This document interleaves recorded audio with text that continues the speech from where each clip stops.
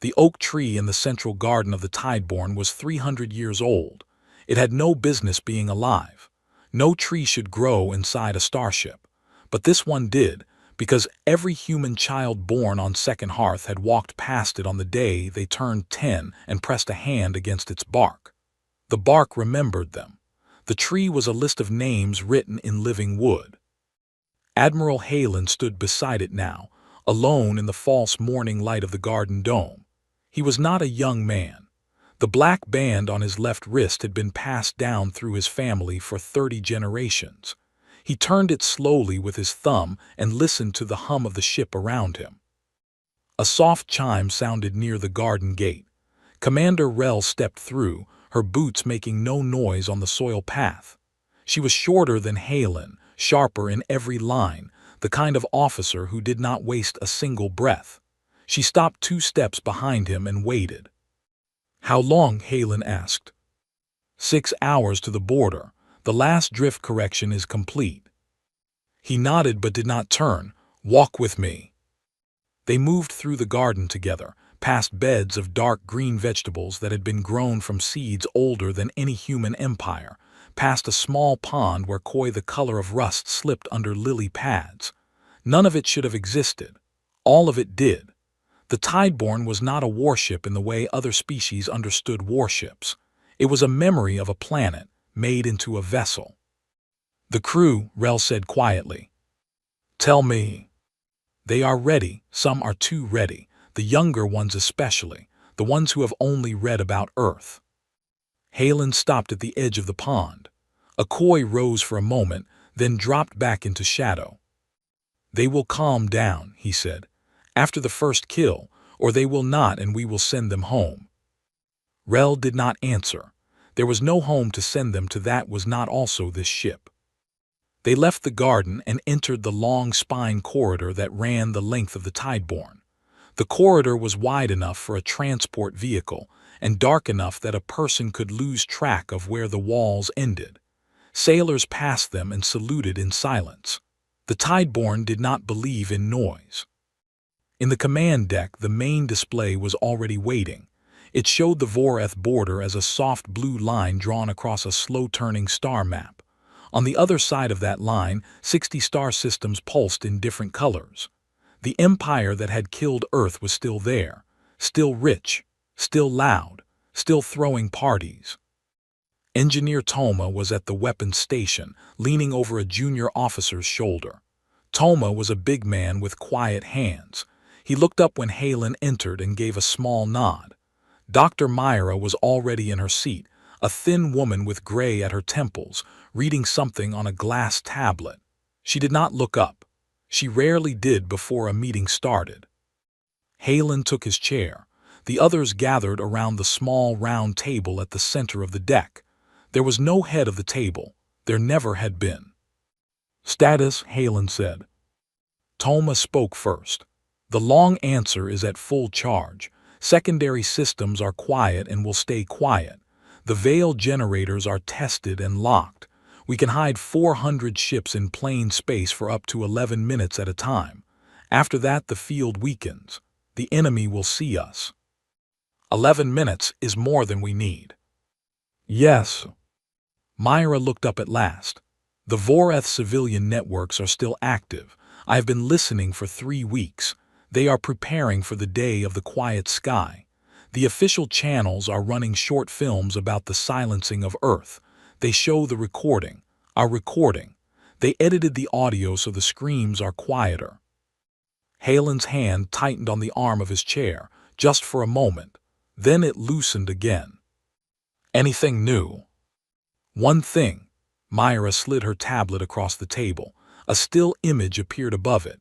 A Voreth child, maybe 6 years old, standing in a costume made to look like a burning planet. A blue ball with red and orange fabric flames stitched around her shoulders. She was smiling at the camera. "This was their grand prize winner," Myra said. "Best costume in the children's category." Rel looked away. Toma did not. Halen looked for a long time. "Save the image," he said at last. "I want it shown in the council chamber when we get there." "Yes, sir." A new voice cut in over the deck speakers. Young, female, a little breathless. "Bridge, this is Ensign Bria on Scout 3. I have a contact at the edge of the nebula. Voreth signature, patrol class. Bearing 117, slow approach." Halen leaned forward. "Heading." There was a small pause as Bria checked her instruments again. "Sir, they have changed course. They are coming toward us." The four officers around the table did not look at each other. They did not need to. 3,000 years of waiting, and the first move of the war was going to happen 6 hours early, because some Voreth captain in a patrol cruiser had decided to be curious. Halen stood up slowly. The black band on his wrist caught the light. "All stations to silent stations," he said. "Veil up. Bria, you are now my eyes. Do not breathe loud." He turned to face the main display. The blue border line was still there. On the other side of it, somewhere in the dark, a small ship was turning toward a nebula it should never have entered. "Welcome back, Earth," he said softly, to no one in particular. The garden hummed 2 decks below. Inside the Voreth patrol cruiser Skyclaw, somebody was laughing too loud. The laugh belonged to Captain Drevin, 4 arms folded across his chest, leaning back in a chair built for a body twice the width of a human. His filed teeth showed when he laughed, and they showed a lot because he was telling his favorite story again. The junior officers had heard it 40 times. They laughed anyway. It was that kind of ship. "My grandfather," Drevin said, pressed the button himself. "The number 3 missile. The one that hit the western continent. He told me the planet looked like a piece of fruit splitting open." The bridge laughed. One of the gunners snorted. "And then," Drevin said, raising one hand for the punchline, "he asked the command staff if he could press it again, just to be sure." More laughter. The censor officer, a young Voreth named Pell, did not laugh as loud as the others. He was staring at his console. A small green dot had appeared at the edge of his screen. Then it was gone. Then it was back. "Captain." "Not now, Pell." "Captain, I have a gravity reading, faint, inside the nebula." Drevin sighed and waved a lower hand. "I told command it would be salvage, a dead freighter, maybe a meteor with high metal content. Plot a course, slow. I want to see it before we tow it." The Skyclaw turned its blunt nose toward the cloud of red and purple dust and slid forward. 300 kilometers ahead, hidden behind a curtain of charged gas, Ensign Bria was barely breathing. Her scout craft was the size of a small truck. It hung in the nebula with every system dialed down to the lowest possible state. Her hand was on a small joystick that controlled a probe she had pushed out 2 minutes ago. The probe was now drifting slowly to the left of the Skyclaw's approach line, leaking a thin trail of false heat. "Come on," she whispered. "Look left, look left." The Skyclaw did not look left. It kept coming. On the Tideborne, Halen watched the same scene through Bria's relay. The main display showed the patrol cruiser as a small red shape moving through the nebula like a knife through water. "Pell," Myra said quietly, nomming the censor officer she had been tracking through intercepted records. "That is the one to watch, the young one. He keeps checking his screen." "He has caught the bloom," Toma said. "Not yet," Myra answered. "Soon." Halen kept his eyes on the display, ready a whisper craft. Toma turned to his station. He did not run. He never ran. His big hands moved over the console and a small icon lit up on the main display near the lower edge of the Tideborne. The whisper craft was new. It had no name beyond its class. It carried no missiles, no beam weapons, no kinetic guns of any kind. It carried one thing, a focused pulse that did not damage hulls or armor or shields. It damaged motion. Anything inside the pulse stopped moving at the level of the smallest particles. Power systems froze, pumps froze, lungs froze. The whisper pulse was a hand placed gently on the throat of the universe inside a small bubble of space, and that hand did not let go. There would be no debris, no distress signal, nothing. Pilot is ready, Toma said. Hold, Halen answered. On the Skyclaw, Pell's screen lit up properly for the first time. Captain Heat Bloom, real this time, edge of the cloud, port side. Drevin sat up. He was not laughing anymore. Size. Large, sir, very large. Drevin's eyes narrowed. He was not stupid, only proud. He recognized that no salvage gave off a reading like that. Bring weapons to ready. Open a channel to command. Tell them we are investigating an unknown contact and we are about to confirm visual. The communications officer started to enter the command. He did not finish it. Now, Halen said. The Whisper craft was already moving. It had no engine flare. It was already at full speed before any Voreth sensor could register that something had launched. It crossed the gap between the human position and the Skyclaw in under 9 seconds. It did not fire from a distance. It came close, very close. Then it pulsed once. On the Skyclaw, the lights stayed on for half a second longer than the crew did. Drevin opened his mouth to say something. The word never reached his teeth. Pell's hand was still raised over his console. The communications officer's finger was still pressed against the send key, but the signal was a dead signal in a dead system. Nothing left the ship. Nothing inside the ship moved. The Whisper craft attached a tow line so thin it was almost invisible. It turned and slid back into the nebula, dragging the Skyclaw behind it like a child pulling a toy. The cruiser was placed inside a pocket of charged gas where no scanner would ever find it. Then the Whisper craft fired one short burn that broke the cruiser into 1,000,000 pieces of cold metal that spread across half a light-year of dust. The Voreth patrol cruiser Skyclaw simply stopped existing. On the Tideborne, Halen exhaled. It was the first breath he had taken in a long time. Myra. Yes, sir. Pull the captain's logs from the wreckage data before we scatter it. Already done, sir, I have something. She pulled up a Voreth calendar on the main display. A bright marker pulsed on a date 11 days away. The day of the quiet sky. Beside the marker, a guest list, every member of the ruling council, all in one place, on one stage, on one world. Halen looked at the list for a long moment. Set course, he said. We have a parade to attend. The garden hummed 2 decks below. A Voreth dust miner named Kosh was tying his boots when the radio in his hut went silent. He paused with one lace half pulled. The morning broadcast had been playing the same loop for years, prices for ore, shipping schedules, a reminder to attend the upcoming day of the Quiet Sky Parade. The voice had been mid-sentence. Now there was nothing, not even the soft hiss of an open channel.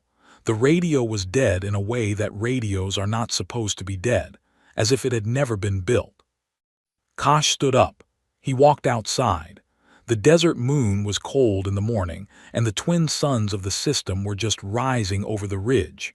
He looked up at the sky to check the position of the satellites. The satellites were not there.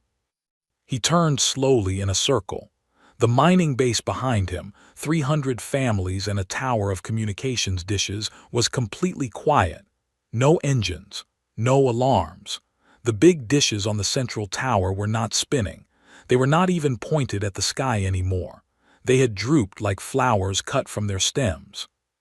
Then a long shadow moved across the desert in front of him. He did not look up at first. He did not want to look up. When he finally did, he saw a shape larger than the moon's main mountain range, drifting low and slow, blocking out one of the suns. It made no sound. It cast no light of its own. It was simply there. Kosh sat down in the dust. He had no other ideas. On the Tideborne, 3,000 kilometers above the desert moon, Commander Rel watched the same scene through 100 different camera feeds. Each one showed the same thing. Civilians stepping out of their homes, looking up, sitting down. Quieting complete on this moon, she said. Casualties, Halen asked. None reported. The Whisper net is targeted. Power to homes is still active. Heating, water, food storage all running. Only signals and weapons are gone." Halen nodded once. A young officer at the back of the bridge spoke without raising his hand first. He was new. He had been born on the Tideborne. He had never even seen the surface of Second Hearth in person. "Sir, why are we leaving them alive, after what they did?" The bridge went still. Rel turned to look at the young officer. Halen did not turn. He spoke to the main display. "What is your name?" "Ensign Tova, sir." "Ensign Tova, walk over to the garden. The one near the spine. Look at the oak tree there. Read the names carved on it. When you have read every name, come back to me and ask that question again." The ensign opened his mouth, closed it, saluted, left. Rel waited until the door had hissed shut. "He is not the only one asking." "I know. I will speak to all of them when we are done with the outer worlds." She nodded. She did not argue. She understood the principle. The principle was this. The Vorath had killed Earth because they believed killing a whole people was the same as winning.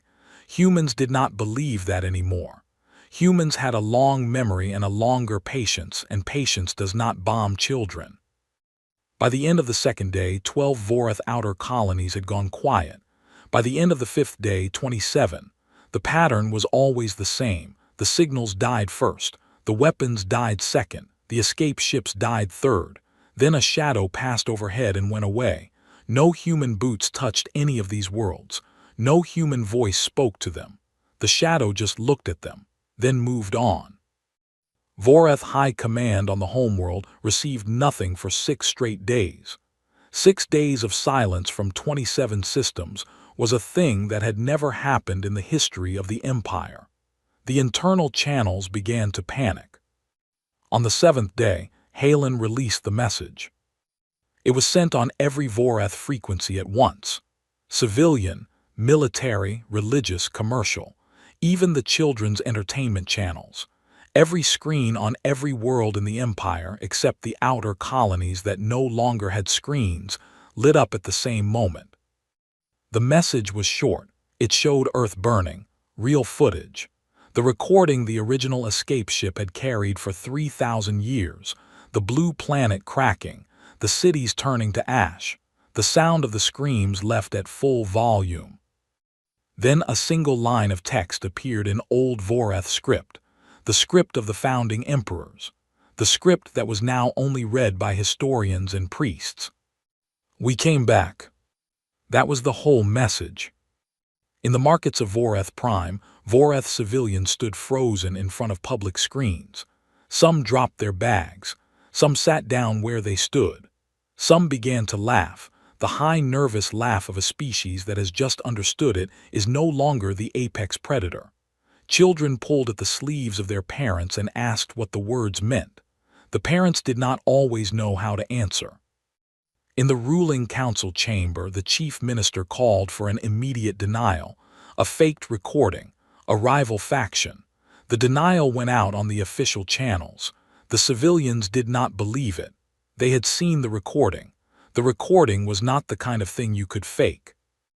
Riots began that night in the lower districts. Dr. Myra watched the feeds from her station on the Tideborne. She did not smile. She did not frown. She made small notes on her tablet. "Sir," she said. Halen turned.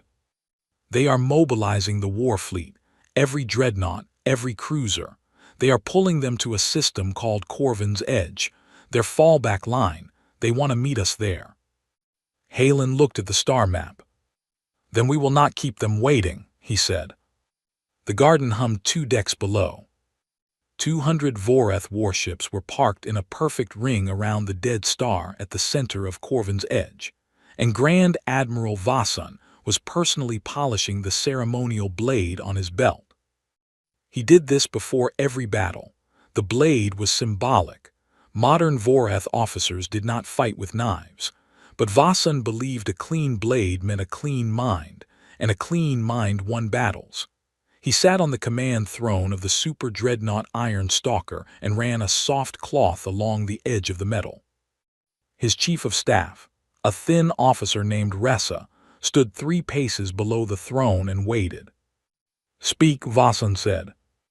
The fleet is in position, Grand Admiral. All 200 ships, defensive ring complete, minefields in the second layer, long-range guns pre-aimed at the most likely arrival vectors. And the human ships. Unknown count, unknown vectors. Vasan smiled with his filed teeth. I will tell you a secret, Ressa. There are no human ships. Ressa kept his face still. The recording is real, Vasan said. Yes, someone has the old recording, so what?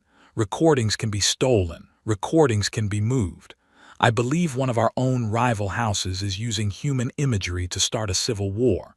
They want to weaken the council. They want to make us look afraid. We will not look afraid. We will crush whatever shows up here. And then we will parade the wreckage on the day of the quiet sky. And if they are humans, sir? Vasan laughed once, short and flat. Then they have been hiding in caves for 3,000 years. Caves do not produce fleets. The space outside the Iron Stalker rippled. It was a small ripple at first, a slow bend of starlight near the outer edge of the Voreth defensive ring, then another, then 100 more. Then the bending stopped, and the ships were simply there.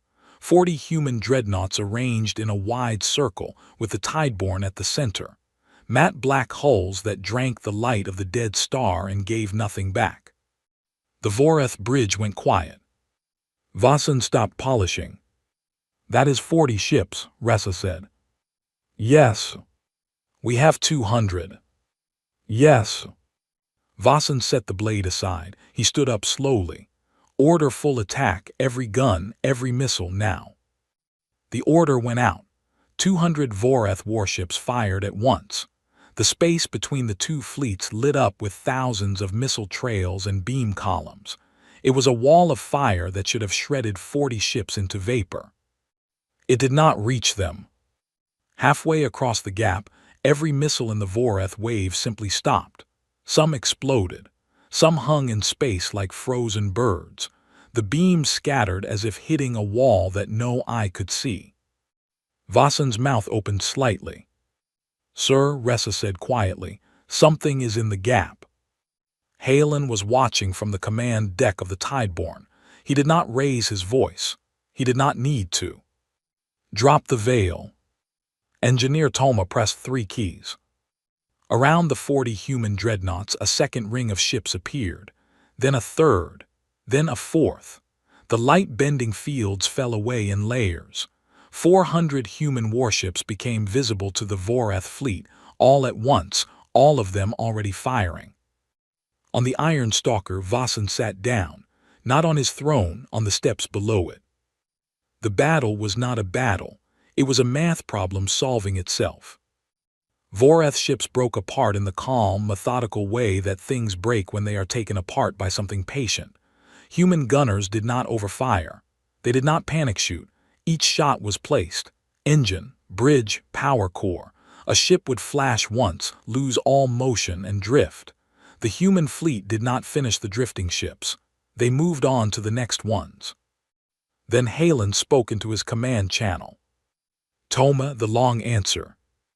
Toma turned the key on his console. The center of the Tideborn opened along a seam that no Voreth sensor had ever detected. From the seam, a small bright point appeared. It did not move. It did not glow brightly. It simply was. The point pulsed once. In the space between the human fleet and the Voreth fleet, a region the size of a small moon folded in on itself. 3 Voreth dreadnoughts, which had been moving in formation through that region, folded with it. They did not explode. They did not break. They simply got smaller and smaller, and then they were not there anymore. The Voreth broadcast channel filled with screaming. Some ships tried to surrender. The human fleet accepted surrenders, but only after each crew was scanned. The scan looked for one thing, a simple genetic record. Did any direct ancestor of the crew take part in the Earth strike? Almost every Voreth family in the Warfleet had a record. The ruling class had handed down the honor of the strike for generations. Out of 30 surrendering crews, only 2 passed the scan. Those 2 were boarded and held alive. The rest were not. Vasan watched it happen from the Iron Stalker. He sent no more orders. There were no more orders to send. Human Marines boarded the Iron Stalker through 3 different access points. They moved in matte black armor in absolute silence. They did not shoot first. Voreth soldiers shot at them, and then those Voreth soldiers stopped being alive, and then the Marines kept walking. They reached the command throne in 19 minutes. Vasan stood up. He held out his ceremonial blade, hilt first. The lead Marine took it, did not bow, did not salute, just turned and walked Vasan out. In the command deck of the Tideborn, Halen looked at the captured admiral on the main display. "You will live," he said. "You will see your homeworld one more time, and then you will live a little longer." Vasan did not answer. The garden hummed 2 decks below. A baker in the 3rd ring of Voreth Prime was sliding a tray of sun bread out of his oven when the light went strange. He paused with the tray half out, heat rising into his face. The morning had been ordinary. He had opened the shop at sunrise, brewed 2 pots of dark spiced drink for the early customers, and started his 2nd batch of bread. Today was the day of the quiet sky. He had planned to close early and take his daughter to see the council's speech. The light through his window had been bright orange. Now it was soft gray. He set the tray down and walked outside. The whole sky was wrong. He looked up and saw nothing but black. No clouds, no sun, no stars, just a flat dark ceiling that covered the entire city to the horizon in every direction. Ships, thousands of them. He had never seen so many ships in his life. The closest ones hung so low he could see the lights along their bellies, small white points arranged in patterns that did not blink. He thought about running. He did not know where to run. His daughter came out of the back room. She was 8 years old. She was holding a small flag with a burning blue planet on it. She had drawn it herself for school. She looked up at the ships, then at the flag in her hand. Then she let the flag drop into the street. Every screen on Voreth Prime came on at the same moment. The public screens in the markets, the private screens in homes, the big tower screens above the council platform, even the small screens inside vehicles and on the wrists of officers, all of them showed the same image. A blue planet, burning, real footage, the recording. A voice spoke over the image. The voice was calm. It was an old man's voice, slow and even with no anger in it at all. The voice spoke in Old Vorath, not the modern street Vorath. The high tongue, the one that was only used in temples and on important official documents. The voice said one word. London. It paused. Lagos. Pause. Karachi. The baker stood in his doorway with his hand on his daughter's shoulder and listened to the voice read names of cities he had never heard of. He did not know what the names meant, but he understood slowly that each name had been a place where many people had lived, and that those places were not there anymore, and that the voice was reading them out loud because someone had to. The voice read for 1 full hour. Tokyo, Cairo, Buenos Aires, Mumbai, Mexico City, on and on. Some names sounded soft, some sounded sharp, some had 3 parts. The voice gave each one the same care. In the council chamber on the marble platform at the center of the capital, the chief minister stood frozen at his podium.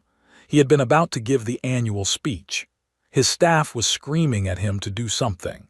He could not move. He pressed the panic switch under the podium. The switch was supposed to bring up the planetary shields. The shields did not come up. The switch did nothing. A junior aide ran in from the side door. "Sir, the defense network, the whole network, it is not responding. None of the towers answer. They are not destroyed. They are just not answering." The chief minister sat down on the edge of his own podium. While the voice on the screens read names, dropships from the human fleet began to descend. They did not bomb anything. They did not strafe streets. They came down in long, calm lines and landed in formation at every major government plaza on the planet. Marines walked out of them in matte black armor and began to walk toward the council chamber. They did not shoot. The streets were full of Voreth civilians who had come out for the parade. The Marines moved around them. The civilians stepped aside. Some of them stared. Some of them turned away. None of them tried to stop the Marines because what would they have stopped them with? Halen walked down the ramp of the lead dropship with Rel on one side and Myra on the other. He was the old man with the voice. He did not stop reading names as he walked. He read them through a small device on his collar, and his voice continued to play on every screen on the planet. He reached the council chamber as he reached the last name. Tehran. He stopped. He stepped through the great wooden doors. The council was already inside, all of them. Vasan was there too, in chains brought down from the captured fleet. Dr. Myra walked to the center of the chamber carrying a small reader. She opened it. "I will now read," she said in Old Voreth, "the official record of what was done to Earth, by name." She began with the commanders who had given the orders. She listed each one, after each name. She listed which member of the current council was a direct descendant. The councilors went pale, one by one, as their family lines were spoken out loud in a room they had built to celebrate the silencing. When Myra finished, she closed the reader. She did not look at the council. She walked to the side and stood beside Halen. A councilor stood up. He was old, he was shaking. "Finish us," he shouted. "Be cowards, finish us if you have the strength." Halen looked at him for a long, quiet moment. "We are not finishing you," he said. "We are starting you over." Outside, the baker picked his daughter's flag up off the street and held it in his hand, and did not know what to do with it. The garden hummed far above. 1 year after the parade that did not happen, a Voreth child named Silly sat in the front row of her classroom with her hand raised. She had been holding her hand up for almost a minute. The 2 teachers at the front of the room were busy writing on the board, and neither of them had noticed her yet. The classroom was small. There were 12 other children in it, 6 Voreth and 6 humans. The humans were the children of the new families who had come down from the fleet after the occupation began. They wore the same school uniform as the Voreth children. They sat in the same chairs. They were learning the same lesson. The lesson today was the true history of Earth. It was not the version Silly had grown up hearing. The version she had grown up hearing was short. It said that Earth had been a dangerous wild world, and that the great ancestors of the Voreth had cleaned it for the safety of the galaxy. There were songs about it. She had sung the songs herself in her old school before the new schools opened. The new lesson was longer. The new lesson showed pictures, real pictures, cities full of people, markets, schools, children. The new lesson had names, many, many names. Silly kept her hand up. The Voreth teacher, a thin, older woman named Yura, finally noticed. She turned from the board. "Yes, Silly." "Teacher, I do not understand." "What do you not understand?" "Why did the humans not destroy us? When they came back, why did they not do to us what we did to them?" The Voreth teacher looked at the human teacher beside her. He was a younger man with gray beginning at his temples. His name was Caro. He had been a Marine in the war fleet a year ago. Now he taught the youngest students because he had asked to. Caro stepped forward. He sat on the corner of the front desk so that he was closer to Silly's eye level. He thought for a moment. "Silly," he said, "do you know what the long memory is?" "No." "It is something my people swore, a long time ago, when we ran from Earth. We swore 3 things. We swore we would never forget. We swore we would never forgive. And we swore we would not show ourselves again until we were ready. We have kept 2 of those things. We will keep one of them forever. We will never forget." "What about the other one?" "Never forgive is also kept. We have not forgiven the people who did it, but the people who did it are dust now. They have been dust for 30 centuries. You did not do it. Your mother did not do it. The teacher next to me did not do it." Silly thought about this. But if you had done to us what we did to you, she said slowly, then there would be no me. Yes. So you let me live because you wanted there to be a me. Caro looked at her for a long time. Yes, he said, that is exactly why.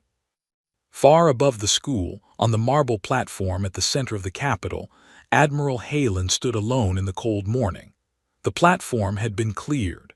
The big screens that had once shown the burning earth on every day of the quiet sky had been taken down. The platform was now bare stone, except for one thing. A small oak sapling in a pot of dark soil sat at the center. Commander Rel came up the marble steps behind him. She was not in uniform. None of them wore the full uniform anymore on the surface. It was important, the council had decided, for the Vorath to see that humans were not gods, only people. It is time, she said. I know. He bent down. He picked up the sapling, pot and all. He carried it to the small hole that had been prepared in the center of the platform. He set the pot in the hole. He pressed the dark soil down around the trunk. The sapling was only as tall as his knee. Its leaves were small and pale green and very new. This was grown from old Earth genetic material, he said quietly. Stored on the original escape ship for 3,000 years. We never planted it. We were waiting for the right ground. Is this the right ground? It is now. He stood up. He looked around the empty platform. He looked at the city below. Vorath civilians were walking through the markets again. Children were going to school. Adults were going to work. Some looked up at the platform. Some did not. A year was not enough time to know how anyone felt. Maybe 100 years would be enough. Rel stood beside him. Is it finished? She asked. No. What is left? Memory, always memory. The other species are watching us, Rel. The ones who saw what we did. The ones who saw what we did not do. They will tell their children. Their children will tell their children. In 1,000 years, a small Vorath girl will ask her teacher why the humans did not destroy them, and the teacher will say, because the humans remembered who they were before the Empire tried to make them forget. That is what is left. That is what we leave. She nodded. In a classroom 3 streets below, Silly put her hand down at last. She wrote 2 words on the top of her paper in careful, clean letters. Long memory. She underlined them once. The sapling on the marble platform caught the morning light through its small new leaves. The garden hummed very far above. And somewhere in the dark between stars, 3,000 years of waiting finally rested.